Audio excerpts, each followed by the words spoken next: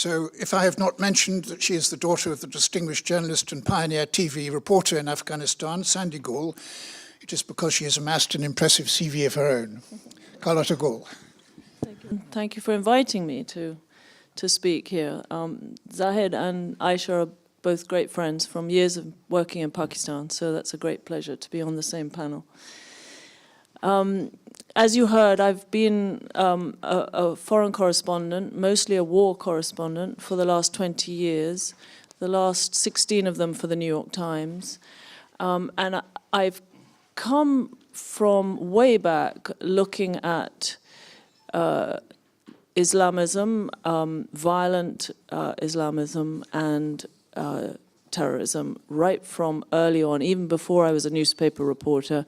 I was in Peshawar and came across in the refugee camps and in the aid circles that were looking after Afghan refugees. I saw some of these Arab fighters coming out from Afghanistan, and it was my first confrontation with a very, very hostile element of people who cared about the Afghans, who were involved in helping them in resisting the Russian invasion, but had a very, very different view from us, who were Western aid workers and journalists who were looking at the problem. And it was the first time I was spat at full in the face by someone, and that was my first encounter with what we called in those days Wahhabis. Now, bin Laden was actually there at that time in Peshawar. This was the late 80s, early 90s. And then I became a journalist, and I was working in Russia and went down to Chechnya. And I was reporting extensively on the first war there.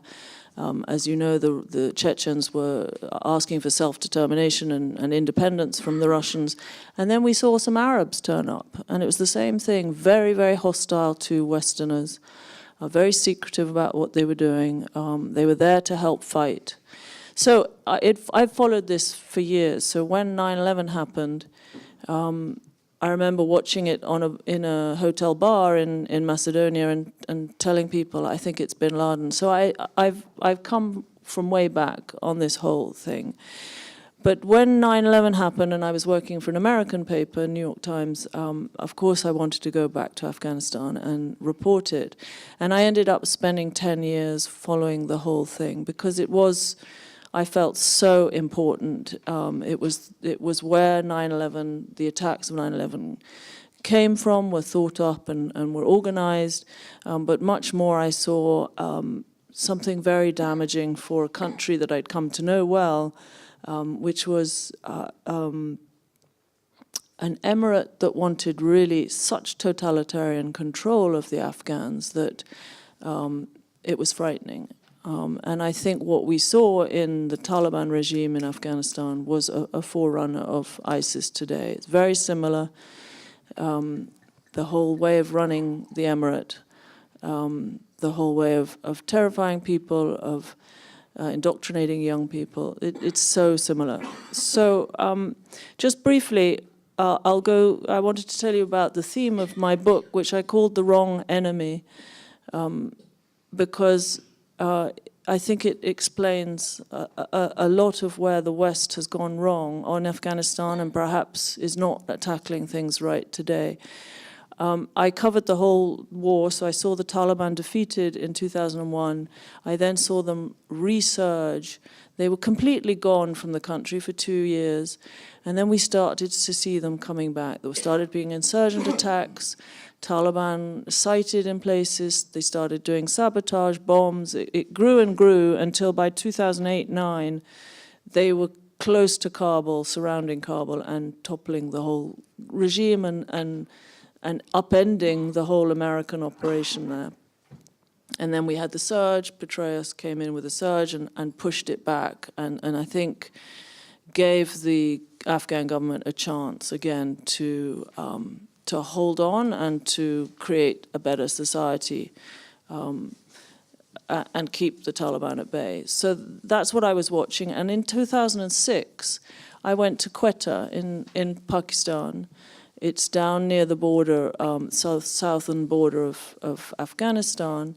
And I was looking for Taliban, and I was looking for families of suicide bombers who'd been blowing themselves up in Afghanistan. And we traced it back to Pakistan.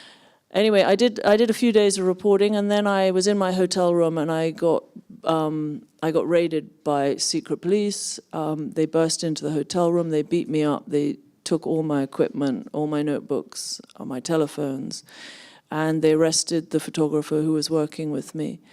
And one of the things they said, I got quite angry, I guess I was alarmed. They actually punched me in the face, and I fell over on the coffee table and smashed everything.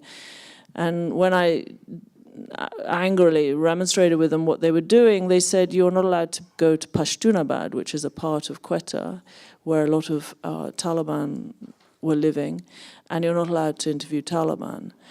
And it summed up everything about the war. The Pakistanis were supporting the Taliban, they were allowing them sanctuary, they were living and running the whole Taliban insurgency from Quetta, and they didn't want reporters reporting on it. And a lot of Pakistani journalists knew much more than me, but they could never report on it. And in fact, after that incident, people who'd collaborated with me were told never to work with the New York Times again. They were told never to work with foreign journalists. Foreign journalists were dissuaded from traveling to Quetta. It was what happens, and is little written about in Pakistan, that journalists are told not to touch certain subjects, and this was one. It was the Pakistanis, and Pakistani intelligence, but Pakistani military running the Taliban insurgency against the Western mission operation in Afghanistan, and for their own reasons. And for years, this was never reported. It was difficult for a reporter like me to find the facts. But that incident really consolidated in my brain, and I went on to keep reporting and eventually exposed that the ISI was not only running the Taliban and supporting and funding them and directing them, but he was also collaborating with Al-Qaeda, and they were hiding bin Laden, who, as you all know, was found in Abbottabad in a house in Pakistan, just 100 yards away from the top military academy.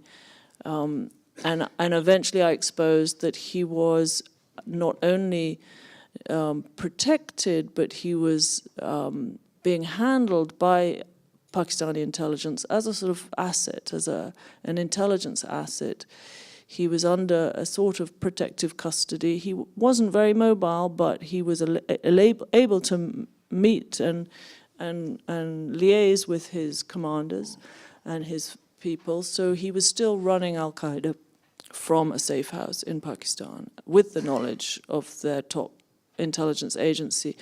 So what this whole decade of reporting there told me was that we were fighting the wrong enemy. When I say we, the NATO alliance, the Western alliance of US and British troops and many other nations, we were fighting Afghans in the villages, in the mountains.